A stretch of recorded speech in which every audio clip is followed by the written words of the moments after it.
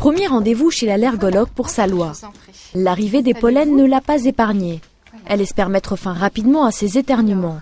Mais avant d'administrer un traitement, le médecin a besoin de connaître l'environnement de sa patiente. Et en fait, je viens vous voir parce que je me suis rendu compte que j'étais très souvent enrhumée en fait.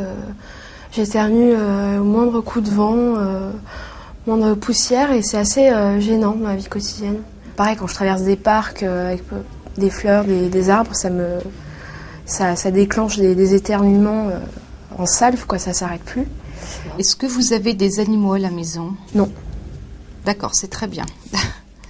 Je vous félicite, enfin c'est très bien. Les animaux malheureusement peuvent entraîner des allergies et surtout dans votre cas puisque vous avez votre allergie au chat. Il faut savoir quels sont les allergènes qu'ils peuvent rencontrer, qu'ils peuvent respirer chez eux, mais également sur le plan professionnel et puis également pour les activités de loisirs parce que quelqu'un pourrait être allergique au cheval et faire de l'équitation le week-end. Donc il faut absolument que l'on ait la connaissance de ces activités de loisirs.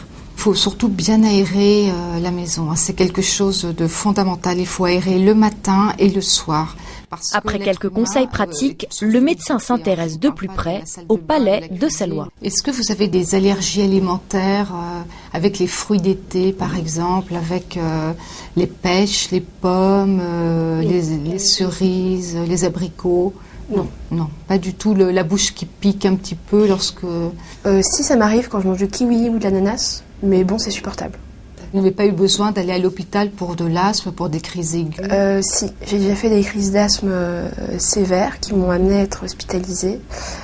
Une fois dans l'enfance, et c'est à ce moment-là que finalement le diagnostic a été fait. La rhinite allergique de Salwa n'est pas sans conséquences sur son asthme. Ces deux pathologies sont souvent associées.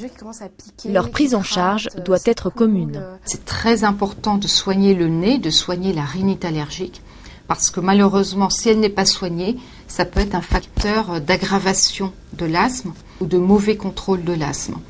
Comment ça se passe la désensibilisation? C'est des injections, c'est quoi? Alors, on peut proposer des traitements qui sont la désensibilisation par voie sublinguale. C'est-à-dire, il n'y a pas de piqûre, c'est un traitement qu'on prend dans la bouche. Sous forme Une désensibilisation en douceur, sans piqûre, de quoi rassurer Salwa.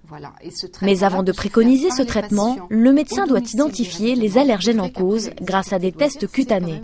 Des tests à effectuer bien avant l'arrivée des pollens. Il faut bien sûr consulter pendant l'automne ou l'hiver pour déjà faire tranquillement ce bilan allergologique, pour à froid bien poser toutes les bases du traitement. En attendant, pour soulager Salwa, le médecin prescrit des antihistaminiques classiques.